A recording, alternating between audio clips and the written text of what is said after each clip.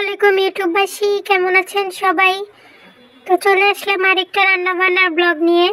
তো আমাদের daily family blog আর কি। প্রতিদিন আমরা যা কিছু করি, যা কিছু রান্না করি, খাওয়া দাওয়া এইসব আর কি।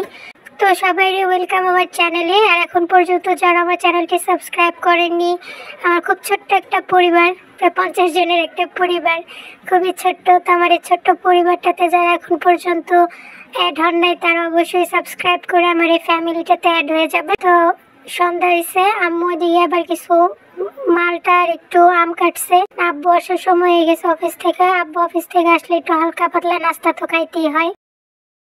মুড়ি ভর্তা বানাবা? না, আমি খাবো না। অনেক একটু জাল দিও বেশি করে। এদিক থেকে আপনি মরিচ নাও, ধনে পাতা নাও, পেঁয়াজ নাও,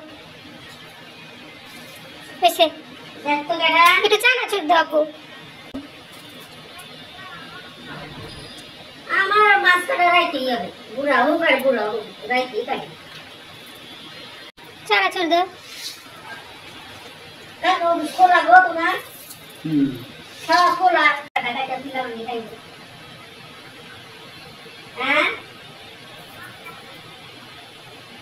কালকে আম খাইছিল আর আম খাইছিল, আমি মুড়ি ভর্তা একটু খাইলো, কালকে খাই নাই। আজ তোমার আবার খাইতে দিই চামচ নাও একটা। কিচ্ছু করা চলো ঘরে যাই।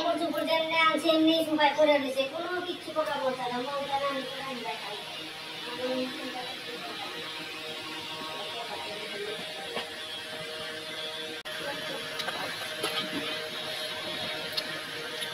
মালটা দিতে একটু লবণ দিলে ভালো হতো না? আমি তো লবণ দিলাম না, মনে নেই আমার। তুমি একটু খাইতে, অনেক ঝাল হয়েছে। চলে আসলাম রান্না বান্না। এদিকে আম্মু রান্না করতেছে। আজকে কি রান্না করবা?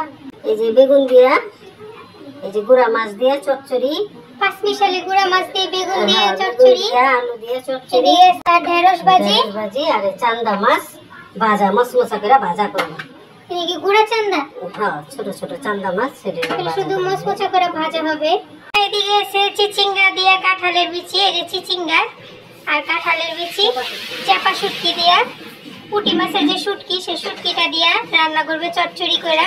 এটা হচ্ছে চিচিঙ্গা কাঁঠালের চচ্চড়ি, বিচির চচ্চড়ি।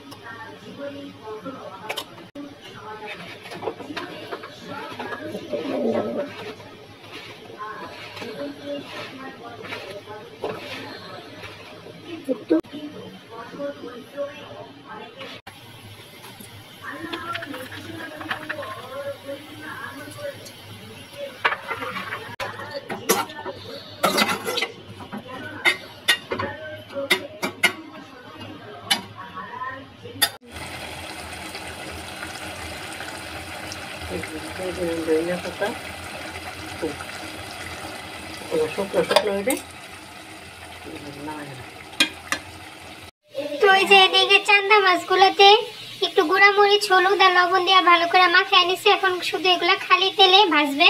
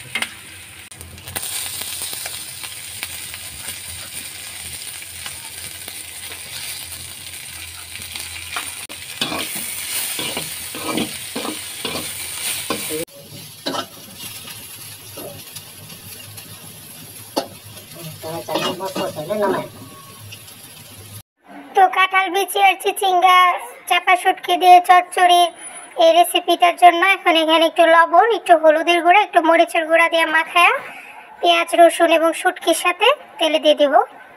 তো শুটকি সহ এই পেঁয়াজ রসুনটারে ভালো মতো ভাজা ভাজা করে নিতে হবে।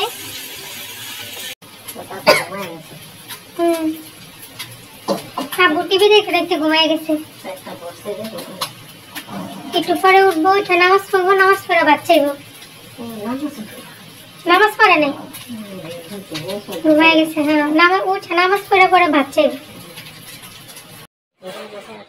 কোনটা? তো চলে আসলাম খাওয়া দাওয়ায়, রান্না বান্না শেষ।